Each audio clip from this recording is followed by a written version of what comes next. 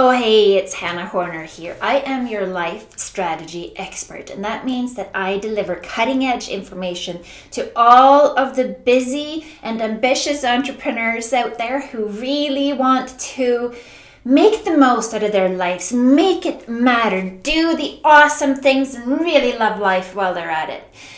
And today, we're going to break down those fantastic, amazing, bold, outrageous, not smart goals that you've been dreaming up. We're going to break that down into the more realistic, achievable, all of those things, little daily steps that you can take to succeed in life and business, because I know you can do this. And I also know that so many people hesitate on the whole planning process. They tell themselves, oh, I don't really know what my big dream is. It seems so unrealistic, or I can't even dream that big because I've been so trained to think strategic and realistic. So all kinds of excuses. People have all kinds of excuses to not have to plan. So I'm going to tell you right now, one of the biggest reasons I'm so hardcore on the planning process is that when you know what your next steps are, what they will be on a monthly, weekly, daily, hourly basis, you take the component of fear out of the question. You stop hesitating, because the minute you start hesitating and you don't know where you're supposed to go next, you are trying to talk yourself out of whatever it was. You become less bold, less confident, less fearless. So I'm all about having the plans in place so you can just take that bold action and propel yourself to success you've never experienced before. So with that excuse that you don't know how to plan, you're not a planner, you can't, it's not your thing, you feel like you're losing your freedom, your ability to go with the flow and feel guided, that is also fear. That is fear. That is your ego talking to you. Ego doesn't want you to stick to these plans because it knows that it's going to be relegated to the back seat. It's no longer going to be the driver of your life and your business when you stick to your divinely guided plans and you're knowing that you are meant to do shit in this world, big stuff, bold stuff. You matter and you can do this, and here is how. Okay? Got that? So in prior videos, I've showed you how to dream big and bold. You're to dream up a goal that is so big, it's going to magnetize you toward it, that you're going to wake up every day, and this is a big part of your everyday daily routine. You're going to wake up every day, you're going to revisit your outrageous goals that have no foundation in reality whatsoever. And you're going to say, yes, this is it. This is what I'm doing with my life. That's your motivation. That's how you bring motivation into your life on a daily basis. The next thing you're going to do every day when you wake up is feel so grateful for what you already have in place, for what you've done, for who you are, and for your mission on this earth. So those two things are also big things. And knowing your big goal and then chunking it down into, if I'm there in 5 years, then what do I have to have in place in 4 years' time? Just think, what if that big, bold, outrageous goal is actually possible? What if you really can achieve this? What if? You're going to make your best, aren't you? So that's how we chunk down the big goal. We go from the big goal to the 4 year. What will you have to have in place by year 4? What will you have to have in place by year 3, year 2, year 1? And I've showed you the process on how to break the year down into 4 quarters or 12 weeks, whichever floats your boat. And then saying, these are my 3 main focuses for each of my quarters, each of my 12 weeks. Okay, that is how far, that's kind of where I've left you hanging a little bit, because I didn't get into the whole nitty gritty of planning each day. What do they all look like? And what I just mentioned with what needs to go on every morning with you magnetizing yourself toward your big goal and feeling that gratitude is also a big piece of this planning process.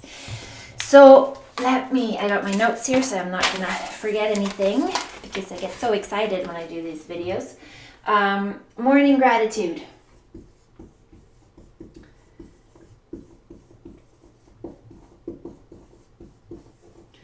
And goals. Morning gratitude sets the tone for your day. You are so blessed. You're watching this. I know you are so blessed. You have so many things to feel grateful for. And connecting with a feeling of gratitude is a powerful, powerful, energetic cheat that we can do when we want more of those good things in our lives. And like I said, also getting all jazzed up about your potential, what could possibly come true in your life. That is another mindset trick. So here you are feeling so grateful for what you've got and feeling so jazzed up about good things to come that you just turn into this force to reckon with in this world. You're unstoppable at this rate, right? The next thing you do each morning, and I'm just going to conveniently bypass all your personal hygiene and all your other morning rituals and stick to the planning process. Because the next thing you're doing in your morning is, or the night before, whatever works best for you. You pick your focus points, no more than 3. One of those are your essential, I must get this done. I will not go to bed until this is done. One of those is like that for you. You have a main goal focal point for the day. And then you have 2 things that would be so fantastic if you could also get those done. Don't mistake your daily focus for a to-do. Your daily focus is not, I gotta get groceries. That is a to-do. That is not a daily focus. Okay, so don't give me, when you're putting out your goals for the week or for the day, don't give me those to-dos. Those are not your goals. A goal is something that you can only achieve with a bit of a push and a stretch. Okay, so there's a major distinction between a to-do and a focus or a goal. So focus, goals times 3, where 1 is super essential. And then we all have these nasty frogs, things that probably should be our focus points, but we've suppressed them and we've become so good at suppressing them that another day goes by and you didn't get it done and you leak so much energy over that. It's nasty stuff. So make a list of all of your frogs and commit yourself to doing one of those per day as a energy saving vitality ritual. You rip a frog off, you get that shit done, and it's off your shoulders forever. So here's something that is a little bit controversial even in my plan your entire. Even in my circles, or maybe especially in my circles of mindfulness and meditation, of spirituality, when I come and say, plan every second of every day, they often mistake me for a coach who's all into the whole hustle and get stuff done and sacrifice everything just to make a buck.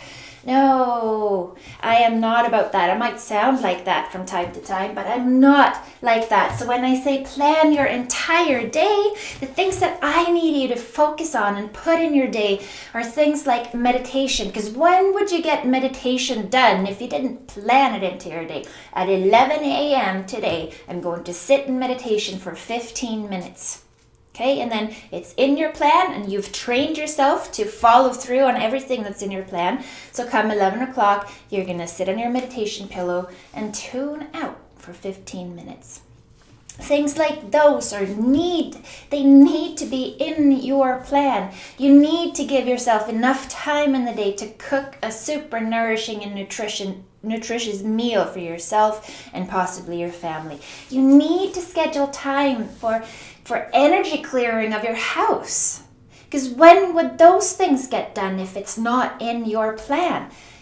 those are the things that if we don't plan them, that's why we're running around like chickens with our heads cut off, because we have to do those things to feel well. So that's why they need to be in your planner from the get-go.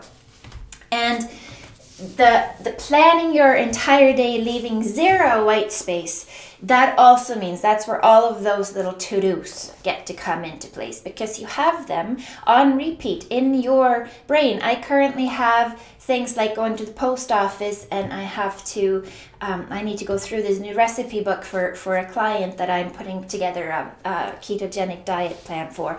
Things like those are going through my head, and if I don't get them down on paper and what time I'm going to do them, I will procrastinate. I will save that till the end of the day, and then it doesn't get done, and then it's on my mental list of things to do forever. And then they turn into urgent fires, burning. I'm going to meet with this client tomorrow. I better have that stuff done, and then I'm up till midnight. True story. That used to happen a whole lot more when I didn't plan.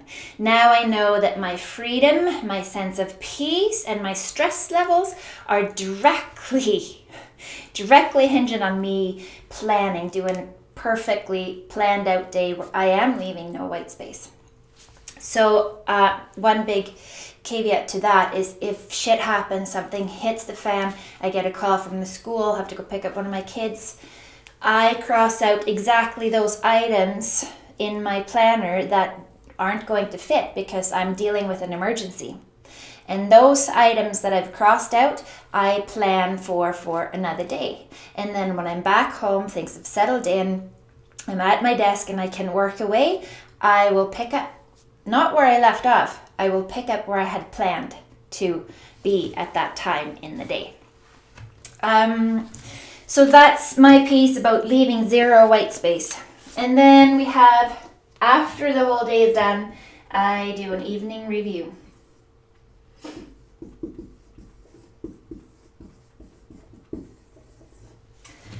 And my evening review, this is a habit I developed years ago, so I don't always truthfully do that every day. But if you don't have this habit ingrained in you, please develop it by doing it religiously day in and day out until you know it's become a part of how you think and how you automatically will just go into this process, whether you're writing it down or not. You think about the actions that you took in a day and you ask yourself, did that produce the desired result? Did I get the results that I wanted in the day? And if I did, they get a check mark for a big win. Yes, this is a behavior. This is a habit I can cultivate. This is a behavior I should reinforce. This is something I should do again and again and again. And if I didn't get the results that I wanted, if I was late for the meeting because I did something like, whatever before, if I entered, if I came unprepared to a meeting, and when I prepare for meetings, I say a little prayer. I pray that the best possible outcome for all people involved is what's going to unfold in the meetings. And even that is something that I've been able to evaluate. Did that help? And then I've not done it a few times and the meeting didn't go as well as the ones that I've actually paused and said a little prayer for. How can I be of service? Just a simple question like that. How can I be of service? The days that I remember to ask that question before any of my interactions with people, they do run way smoother than days where I'm like, oh, what can I get out of this? What can I get out of this? So for me, it's become a habit to, instead of what can I get out of this, I ask, how can I be of service? But I didn't do that blindly. I didn't cultivate that habit blindly. I re-evaluated and I said, wow, days that I've done this are way better than days that I've done that. So those are the things like what you eat. How do you feel at 4 o'clock in the afternoon? Well, are you tired? What did you eat? Did you have gluten? Did you have dairy? Did you have any of the other inflammatory or things that you might be sensitive to? Did you have too much coffee? Did you drink coffee too late if you couldn't fall asleep? All of those things. Ask yourself the questions. Get to know how your body and brain works. Get to know how you can operate at your own peak performance levels and what they are. And doing this on a daily basis, just asking, what are the wins? What went really well? What can be done? What can you do even better next time? Getting clarity and getting that black on white is huge. I can't even tell you. It's like the crash course in success right there, just by doing that one little habit a day, the evening review. Okay, and then I'm going to get into how you actually break down your goals and what that looks like. And I need to wipe this out.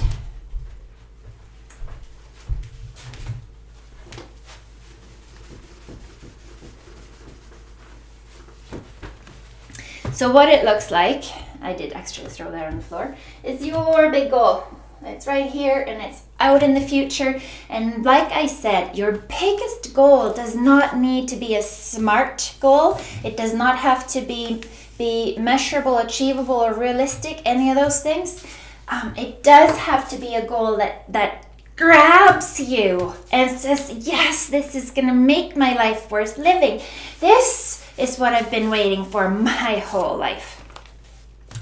And then you take this big goal and, like I said, you chunk that down into your 5. And we've done this before. That's why I'm not going to break it down into those big pieces again for you. So when you have the 1 year, you broke your 1 year into 4. It'd be nice if we had 12-week or quarters. I plan in 12-week intervals because that gives me some time off in a year, and I like to be able to break it down into exactly weekly plans, right? So I live by the 12-week system. You can do the quarterly if you want. And so now that we have our 12 weeks, the 12 weeks coming up, how do we break that down? You will pick 3 goals that will make sure that you are on track to reach all of these landmarks. Your 1, your 2, your 3 goals that you pick for each 12 week can be fairly broad. They can be things like launch the course, okay? They can be things like increase my newsletter by 10,000 people, subscribers. They can be big things. They can be get 40 new clients. They can be big things because you do have 12 weeks to make sure that you crush these goals and go above and beyond. And then, of course, what you're going to do is to break this down into 2-week intervals, not 12 weekly, but 2-week, because if you're like me, you still have a regular life. You can't just pour all of your time and scheduling into growing your business sort of behind the scenes. You still have to deal with clients, you still have to deal with family, you still have to deal with all of these things. So 1 week is probably not enough to make that sort of substantial headway, or to be able to say, yeah, I really got that launch all figured out. I can just push play and we're on, or publish and we're on. But 2 weeks can give you that time. There are 2 weekends that you can cram if you need a little bit extra time, as long as you take some time to rest and rejuvenate after that. So break this down into 6 times 2 weeks and give yourself a focus for 2 weeks at a time. And same thing with this, 3 goals. You have things that you can work on that will get you closer to achieving these goals, right? So instead of saying my goal, even though I use that term too, my goal these 2 weeks is to get that knocked off. The goal is more of a to-do, right? Like it's more like a this is going to get done. It's not something I'm aiming for. This is something I'm planning, and it's something that's going to get done. But if I call that goals still, you will know what I mean. So you have 3 major goals. You have, for each 2 weeks, you have 3 partial goals, chunked down, bite-sized goals.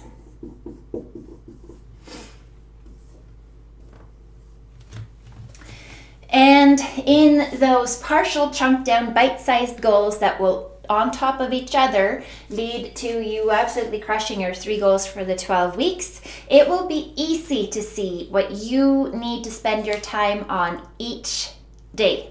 Okay? So from this, you will get all of your to-dos. You can see that clearly. You will be able to name your frogs. You will be able to name your focus, what that should be each day. So I'm talking about daily focus here now. Because you got it chunked down into the 2-week chunks. And the beautiful thing that happens when we get it broken down into these tiny little pieces of a plan, really well structured, strategic plan, is that at any given time in the day, you know exactly where to place your focus. You're not going to be shattered, you're not going to be scatterbrained. You are going to know exactly what to do. And of course, everything's not going to follow your plans. We're human after all. But you will know how to pick up and go from where you fell down. And I am so big on this whole thing. Don't let fear rule your life. And when you have a plan, you will be able to stay in your power and take bold and powerful action on your plans, on your to-dos. Eat those damn frogs. Pursue your goals and crush them, right? Then if we don't have a plan, we overthink, we ponder, should I do this, should I do that? And oh, I only have 10 minutes now, and no sense of me doing anything else here. If you have a plan, if you have it all written down, you know what you need to do. And you know that you can take action on the next thing and the next thing and the next thing. And that is how you're going to end up here at your super jazzed up goal, the one that you didn't think was realistic. One day you're just going to find yourself there and go, holy shit, I did it. Right? That's what we're going for. And that's what I need you to do. This is why I'm so plan it. I love freedom too. And I have way more freedom in my life because I'm planning and I leave no white spaces. That's what I want for you. All right. Till next time, be well.